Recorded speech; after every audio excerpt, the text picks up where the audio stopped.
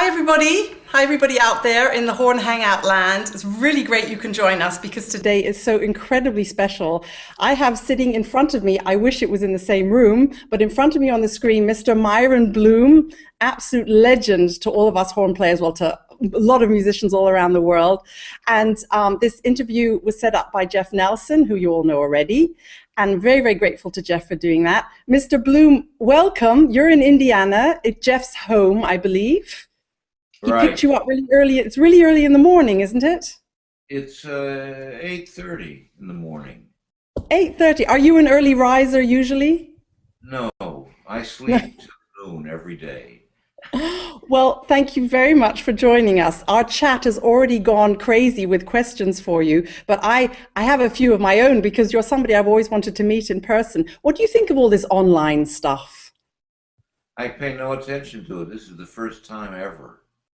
Well, there are people watching you from all over the world. Is that a strange feeling?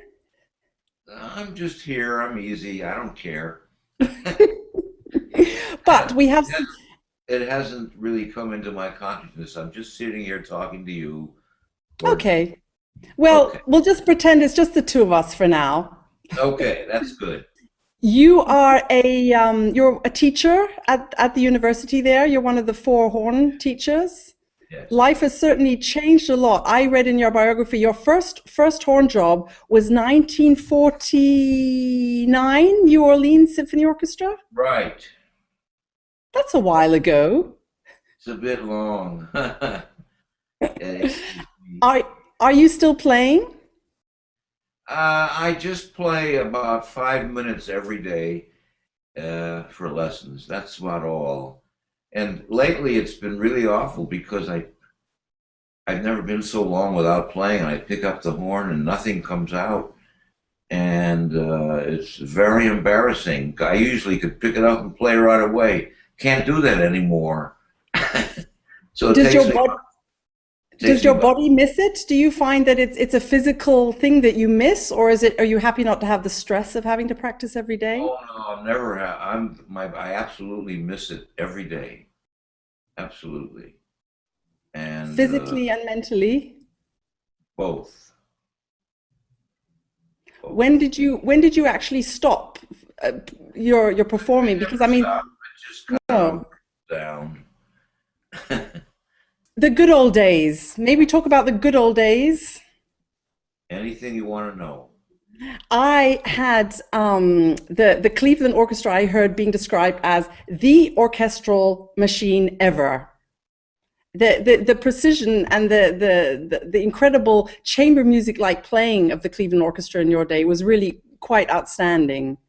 And you were a huge part of that. You were first horn there for many, many years.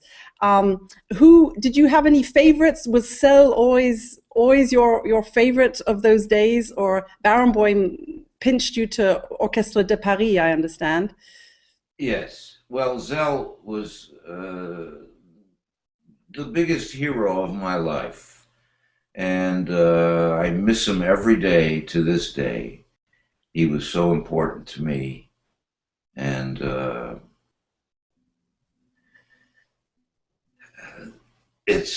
I can't really describe in words what he means to me, but he means everything to me. Everything.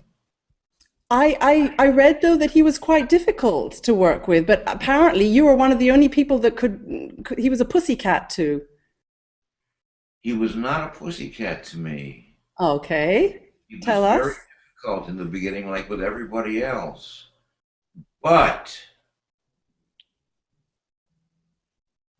he got the reputation of being difficult, not because he was a tyrannical, impossible person, but for one reason only. The music came first, and he was difficult with the music, just as much on himself as on anybody else.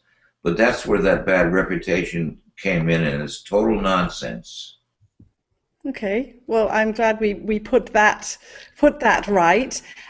For me, the absolute iconic Strauss 1 recording was yours and his, and we've had some people writing in already asking if you could tell us about the recording. If there are any funny stories to tell about the recording, how you feel about it.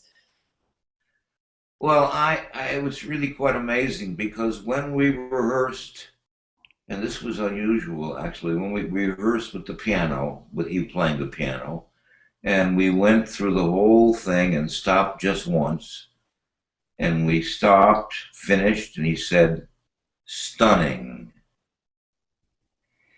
And then we re-recorded it, and the same thing happened. I only stopped for one, the whole concerto, I stopped for one take. One, what do you call it? One take, absolutely. One take. Yeah. Just one. Otherwise, it just went like that. And that was really quite unusual. Very unusual. These days, things are patched together and fixed here. And No, it's a terrible thing what has happened. you think so? You think the one take wonders, we need to create some more of them? You stop all the time, you lose the musical line and you lose the cohesion. When you keep on going, you have the whole thing right there, statement. What horn were you playing on for the recording? Con 8D. Con 8D. The Con 8D. I heard a rumor, though, you played on an Alexander for a while. Is this true? When I was very young, I think I was 17, I bought an Alexander from James Staliano. You know that name? I know the name, yes. And I kept it for 6 months, and then he called me and said, "I'd like to have it back." So I gave it back to him, and that was the last time I played an Alexander. Okay.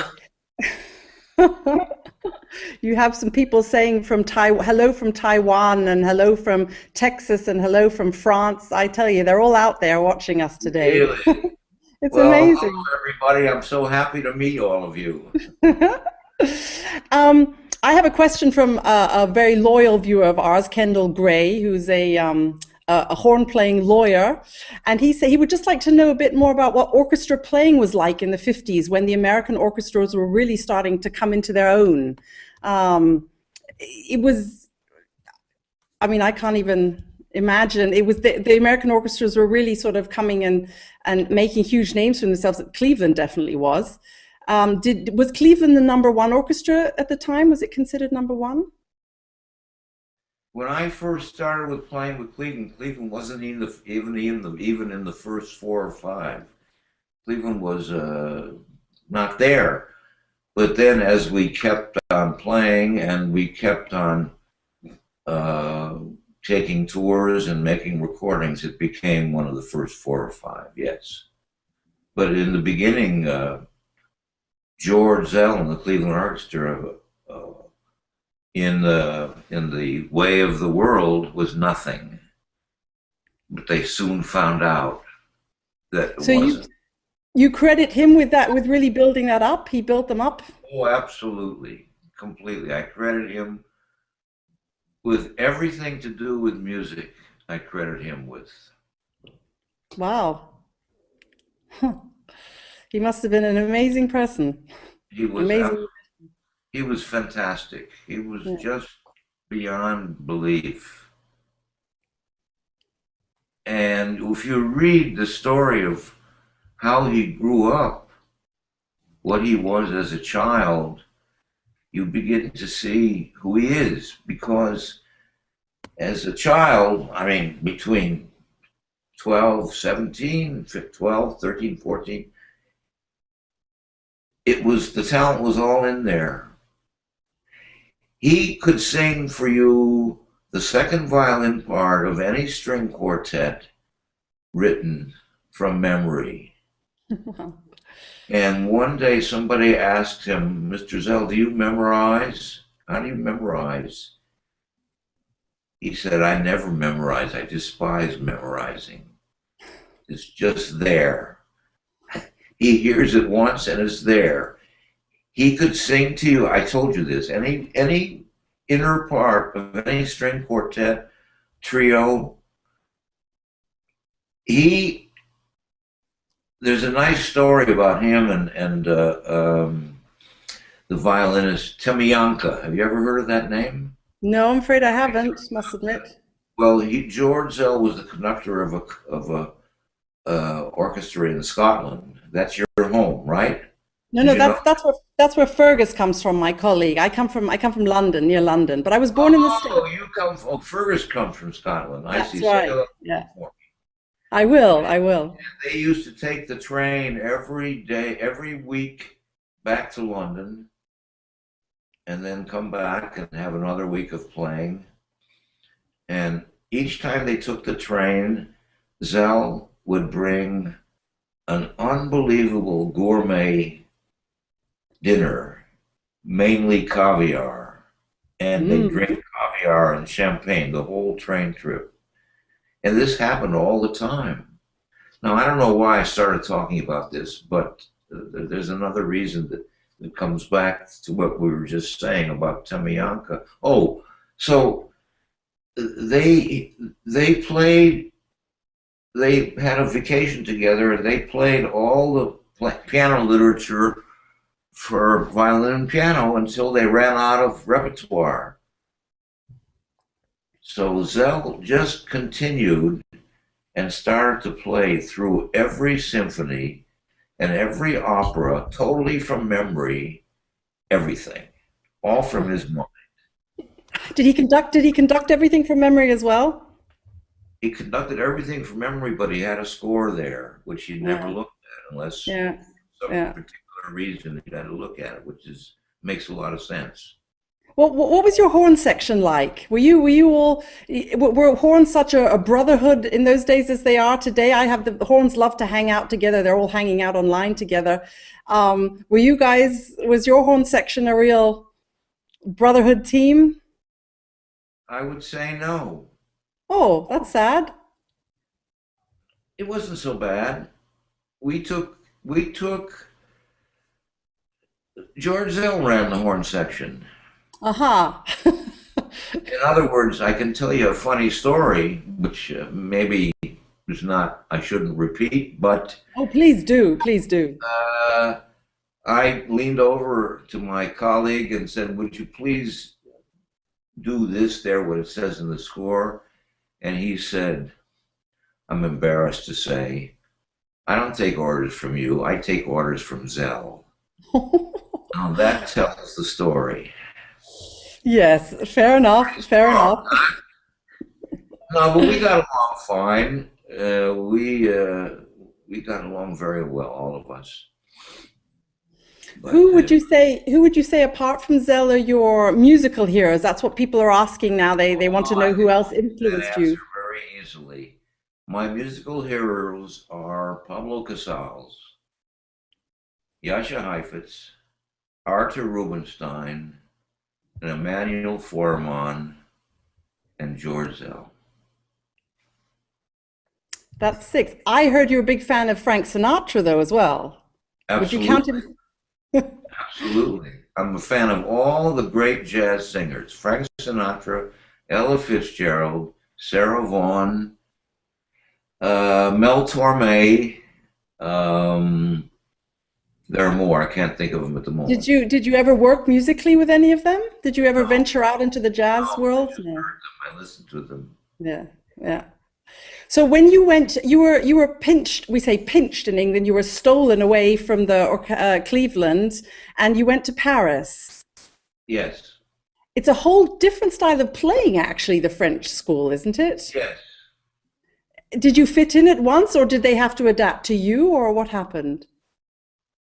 I got them to adapt to me. Uh, but when I came, they weren't playing ascending horns.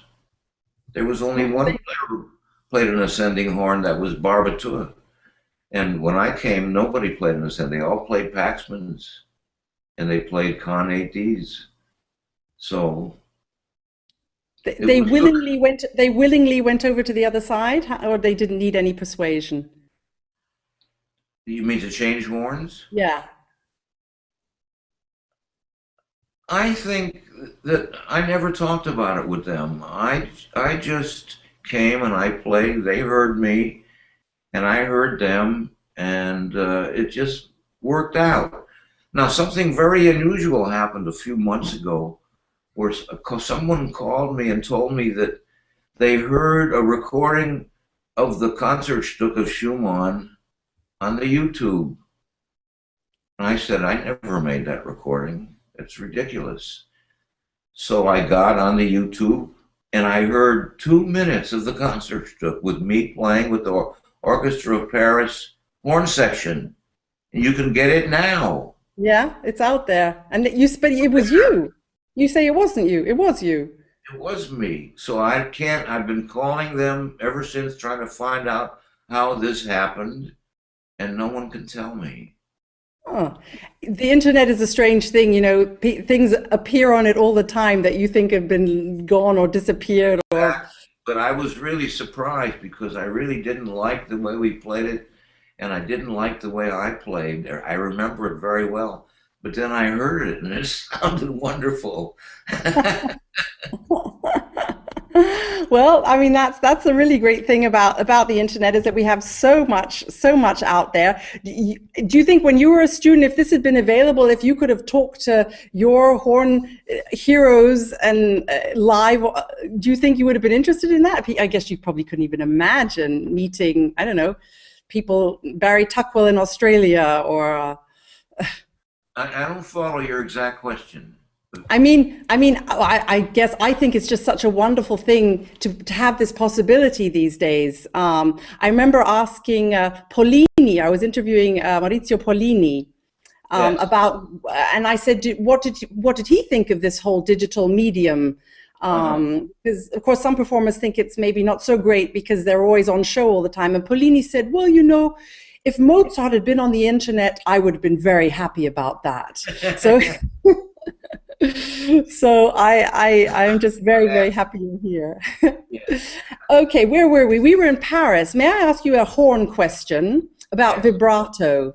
Because the Parisians, they were playing with quite a lot of vibrato, and it was something that you did use in your style of playing. It's not very typically American, but the vibrato did appear in your playing. Well,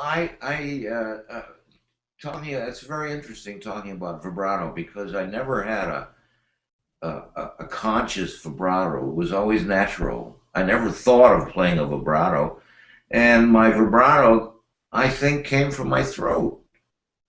Like a singer. I mean, I never even knew I had a vibrato until people told me. Now, did you hear a strong vibrato or a weak one? I heard vibrato. I think it fitted to the music. It was just you expressing yourself. Right. But the French vibrato or the Russian vibrato didn't fit at all. No, I mean, no. The great horn player, what's his name? The Russian horn player who made, the great player he made a wonderful recording of the Rossini. Buyanovsky, yeah. Anyway, I mean, he was a great musician, so the vibrato which he used I didn't like, but it didn't really interfere with the music. But very often it did with a lot of people, and that's when it was unbearable to hear. And in the Franco-Belgian times, they all used it. But then again, there's a very fine Belgian horn player who recorded one of my favorite recordings of the Bach suites. He recorded the whole Francis Orval. Have you heard of him? Yeah. And he's a Belgian. He doesn't use vibrato, and he's a very fine horn player. And that's one of the finest recordings I've ever heard of the Bach suites. What other recordings do you love? Oh, I have to tell you, the reason that I became interested in music is I was the age of 12. And my parents says, you've got to go and hear this concert of a great cellist named Emanuel Feuermann. And I said, no, I'm not going. I'm not interested in music. And they hounded me until 10 minutes before, in which I acceded to their wishes, and I walked into that concert not knowing anything about music and not giving a damn about it. And I walked out of that concert at the age of 12. I knew what I wanted to do with my life. That's the effect. So why horn and not cello? Well, That's another story. When I was young, I loved the cello. I loved all this music. I listened to the Budapest Quartet and the Foreman um, Heifetz Rubinstein Trio, and I listened to Pablo Casals. That's where I really got my musical education, from listening to those people all those early years. And they were my heroes. So repeat your question again, because I'm coming to the My answer. question was why horn and not cello, if that was Well, the I was such a really meaningful. interested more in the cello than the horn. Yeah, me too, actually. I thought the cello was great. I studied the cello for a year when I was in my teens. And then I went to the Eastman School of Music where Luigi Silva, you know that name? Luigi No? Silva came from Italy, but he ended up working in New York. And he was the cello teacher at Eastman. And I wanted to take some lessons with him. So I went to him and said, "Would you teach me? I don't know how to play the cello at all, but I love it." He said, "I have a class once a week where I teach absolute beginners. I'm going to ask you to come and sit there and be the guinea pig. That means that I'm going to show them how I teach beginners by teaching you right on the stage, in the room." So I went there, and without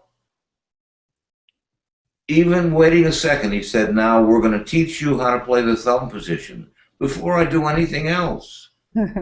So to this day, I can play the thumb position just from that experience. Well, I was still there at Eastman because of the horn, not the cello. But I really wanted to be a cellist. And then came the war, and everybody told me, play the horn. You can get into a service band, and playing the cello you can't. So I played the horn. Ben has just asked, you've described Pablo Casals as a great hero of yours. What was it like working with him at I went to Marlborough? Marlboro. You've heard of Yeah, Marlboro. at Marlborough. Yeah, that was the Carlo, he second one. was there, and what he did was conduct the orchestra and give master classes. And so I made some recordings with him conducting the orchestra in Marlboro, and I would listen to his master class all the time.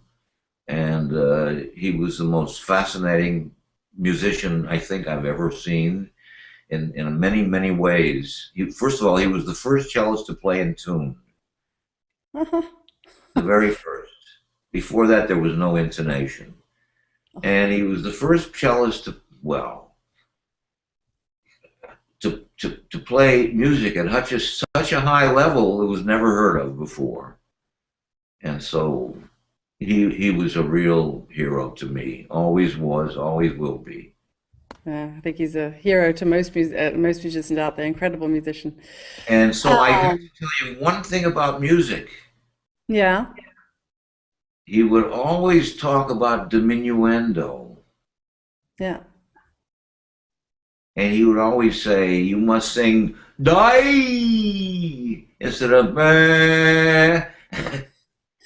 And that became, if you think about that, that becomes a very important part of music. How do you finish a phrase? How do you end a note? That's, and it's not really, you don't often hear people do it anywhere.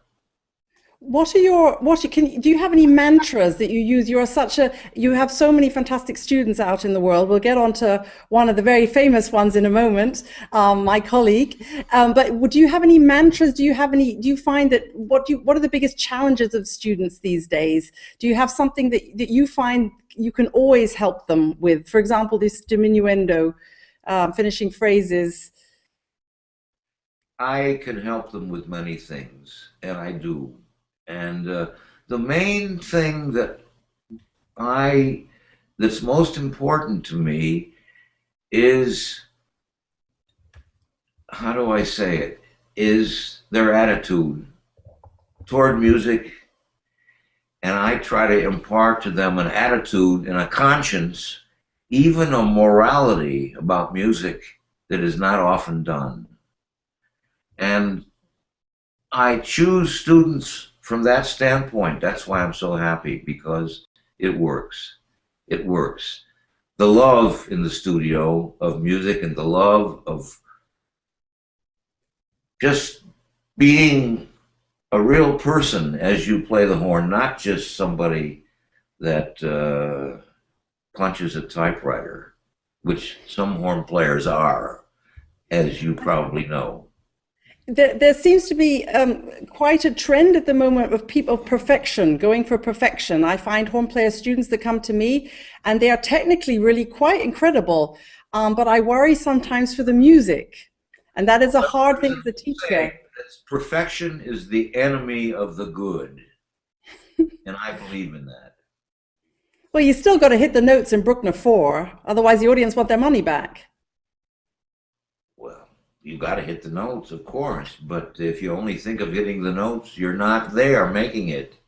Very true. Other things are more important. So it's been always my belief, and my way of teaching is I have to teach the music properly, and when the music is taught properly, you don't miss notes. It's when the music is gone that they miss notes.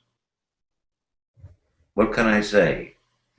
Absolutely true. I hear people applauding all around the world. I've just had a message from Gail Williams. She's watching you at this very minute. Oh, I like her. I do too. She's wonderful. Hi, Gail. Hi, Gail. Someone's just put up a post of your Schumann with the Orchestre de Paris, so everyone can go and have a listen to that. So they'll look forward to that. It's only 2 minutes, but it's something incredible, I think. It's history. It's history, and it's very from you. I love it when horn students take the initiative to go digging around in their horn past, because they've inherited all this, and many of them don't really know about the old schools and this different way of playing all around the world. It's great to encourage them to do that. I think the most important thing for me to do is to give people my great memories, and I think memory is most important people for the whole world. And when people without memory, there's a big problem. Memories are like gold. Could you put it's probably impossible after such a career that you've had, but are there real highlights that stick out in your mind? The Strauss 1 recording with Szell would probably be one of them. Conducting Pablo Casals, I would imagine, to be another. There were so many, but the highlights of my life was not so much what I did, but what I listened to. When you're doing it, you're not listening in that way. When you're doing it, it's a different thing when you're playing it. And a lot of times people play badly and they play very well. And a lot of times they think they're playing very well and it's not so good. So, at the moment. So it's a funny thing. When you're there, you come out as you are. You can't hide. You sound as you are. How we play is how we are. This is very, very true. I've had bad patches in my life, like everybody, and I don't mind talking about my bad patches. And it's interesting because my bad patches were caused by certain things, and I find it very interesting to tell students about my bad patches because they can see what causes bad playing, and I want them to know what causes bad playing because I want them to know what causes good playing, and I want them to be their own teachers. Can you tell us what caused some bad patches? Say that again? Could you tell us about some of the bad patches? Because I think a lot of people watching are students who struggle with good and bad patches, and it's very encouraging to know from such a horn legend that he also went through bad patches and what caused them. I can tell you a great story about a bad patch. we were on the first tour of Russia, 6 weeks in Russia.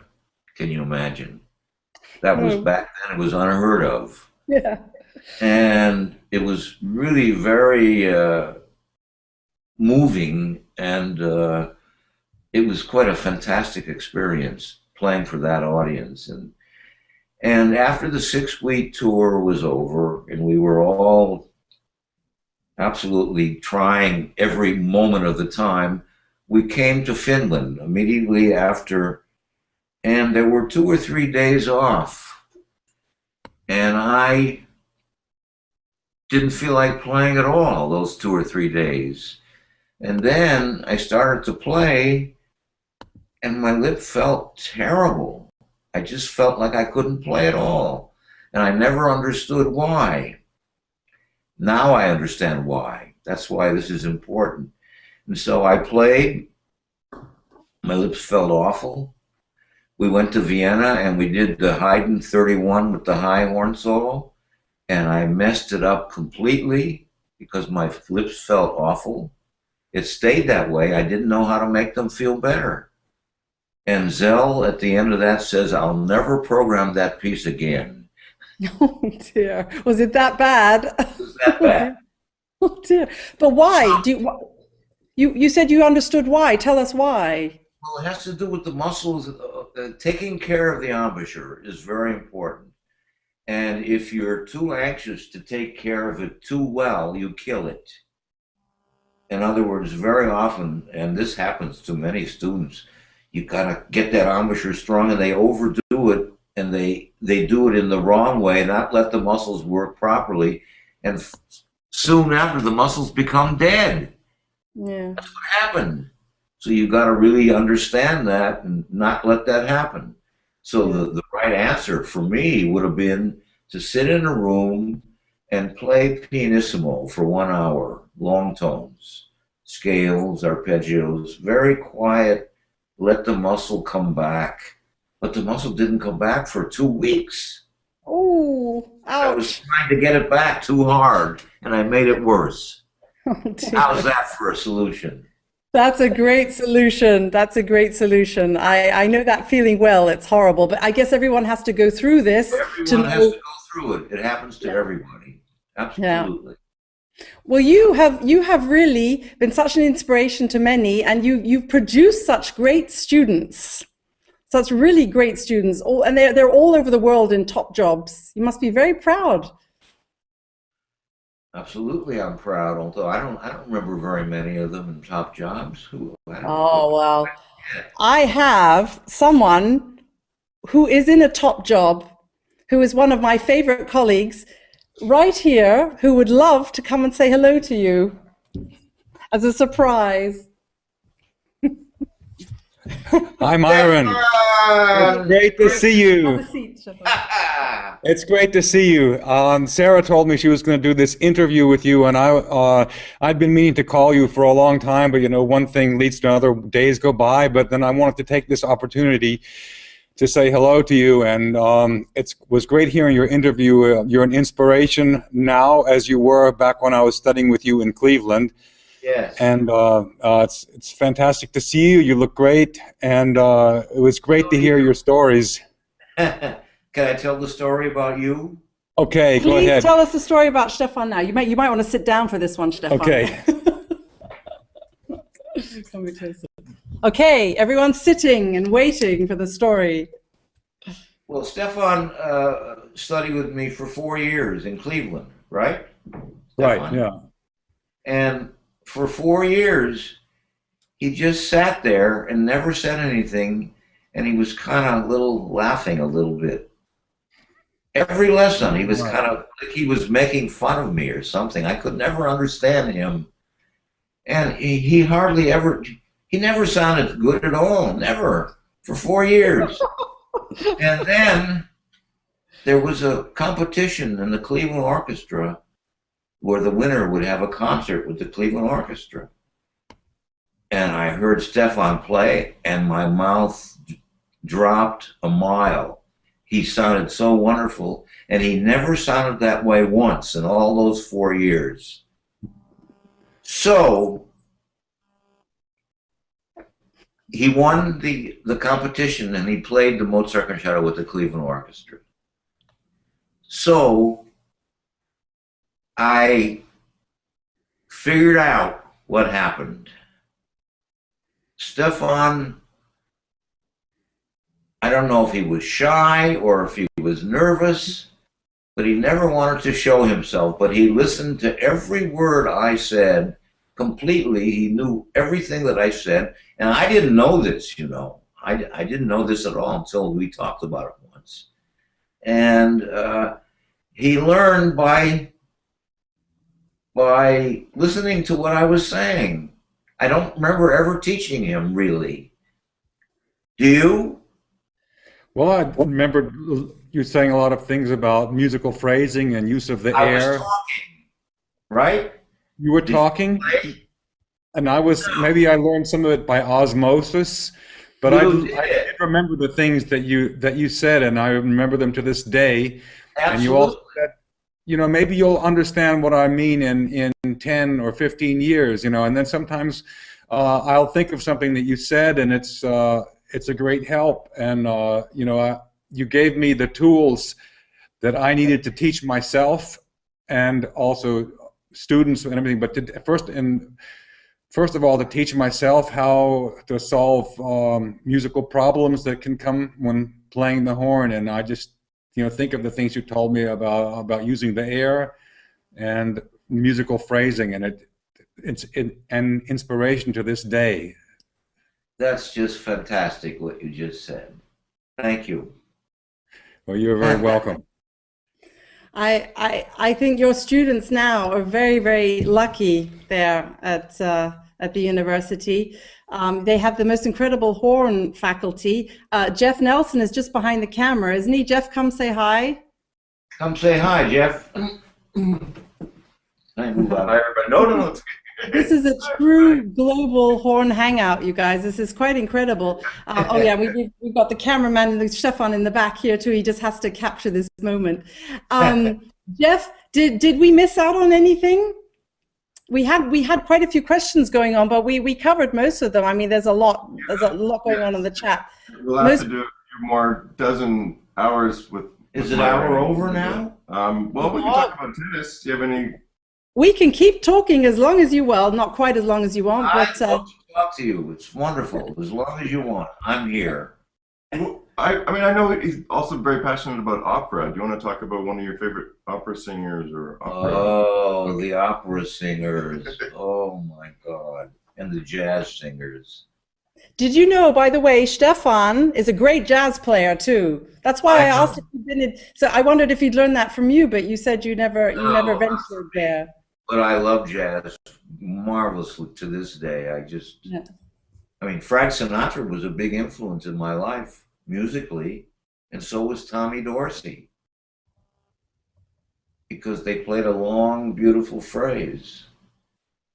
And the interesting thing about Tommy Dorsey, Frank Sinatra was very young, and he was in Tommy Dorsey's orchestra, and Tommy Dorsey played these magnificent, beautiful phrases with this great sound, and Frank said, I never saw him take a breath. I could not understand what was happening.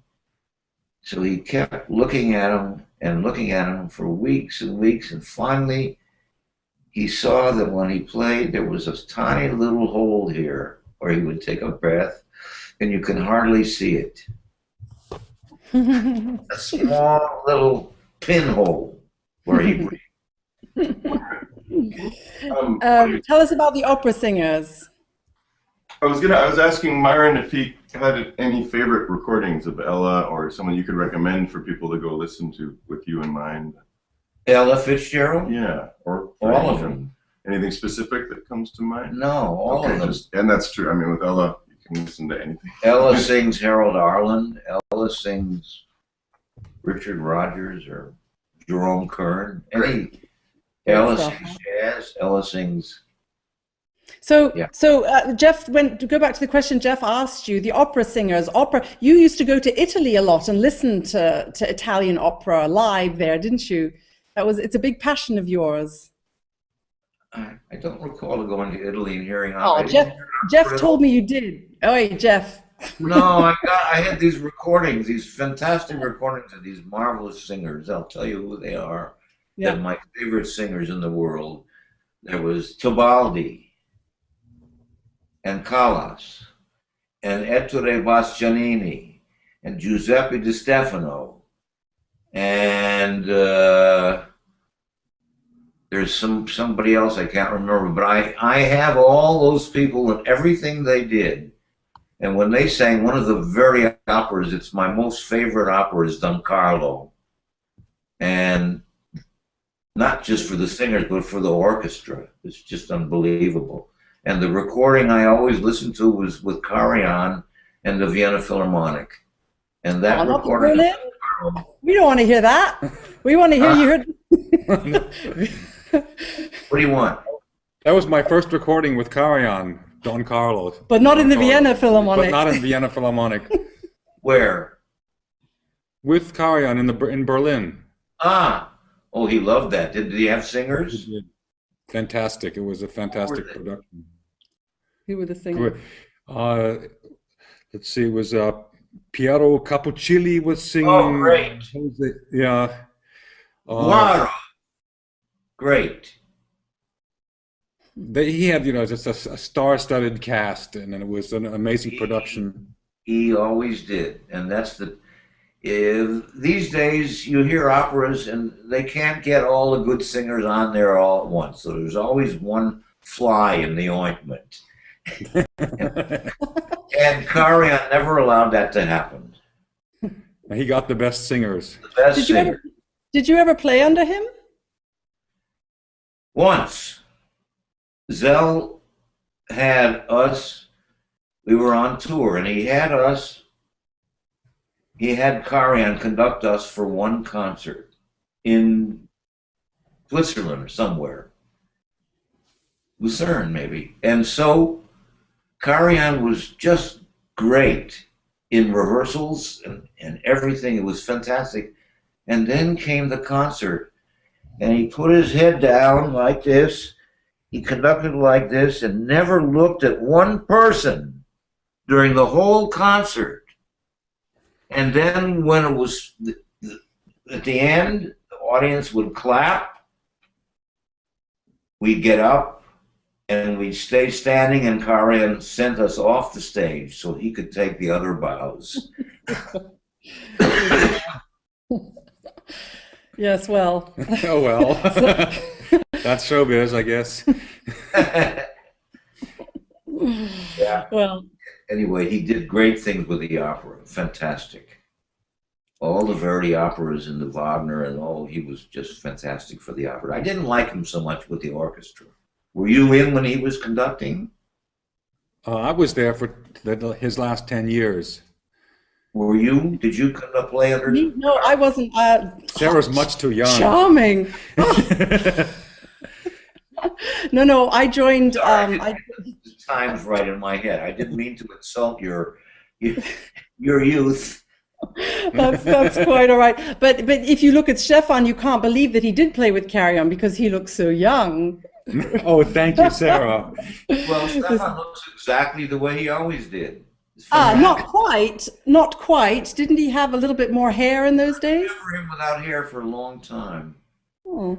Well, since we've known each other for a long time, but I've had this sort of look since the 90s. Yeah. So the last times we've seen each other, I've looked similar, at least as far as the.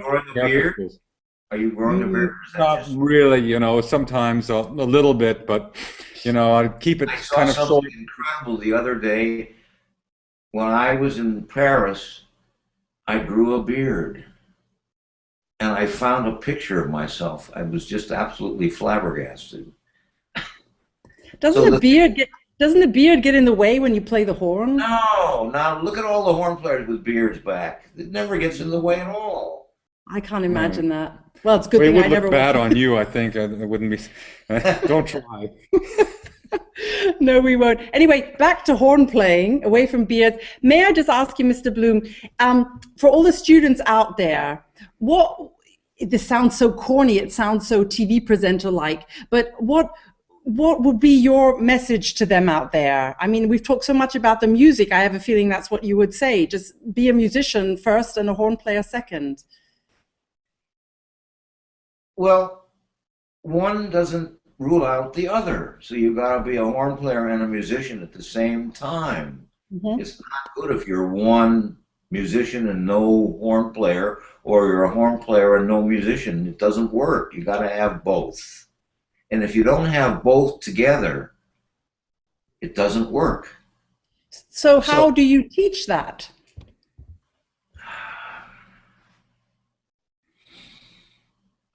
I try to teach both things all the time. In other words, when I'm teaching something technical, I give them the musical reason for why I'm doing that.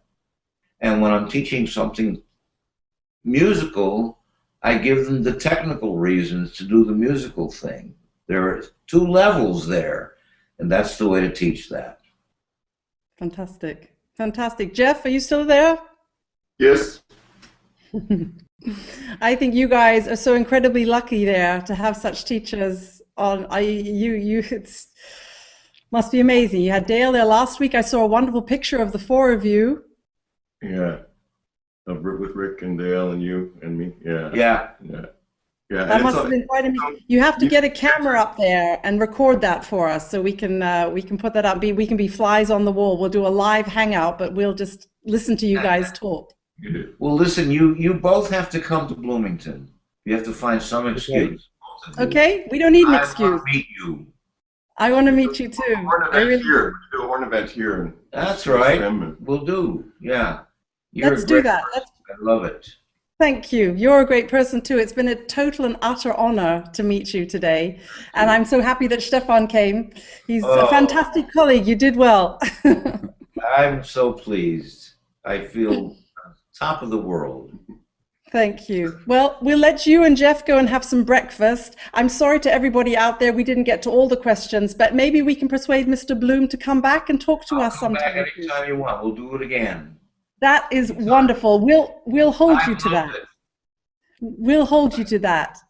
Okay. Well, go and have some coffee. Make Jeff make you a nice cappuccino.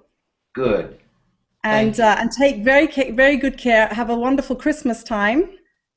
And I have to tell you before we leave that I heard your recording for the first time. I never heard you play at all till yesterday. Oh, was the Brahms? I loved your playing. Oh, thank you so much. Thank you. I learn from the best. I sit next to the best horn players, and yeah, and it's just fantastic here. Thank you very much, Mr. Bloom. Thank you for joining us. Bye-bye to everybody out there. Great to see you. Bye-bye. And we'll see you. Great to see you. Great. I'll call you soon. We'll talk. Okay. Okay. See you. Bye, everybody. Bye-bye. Take care. Bye.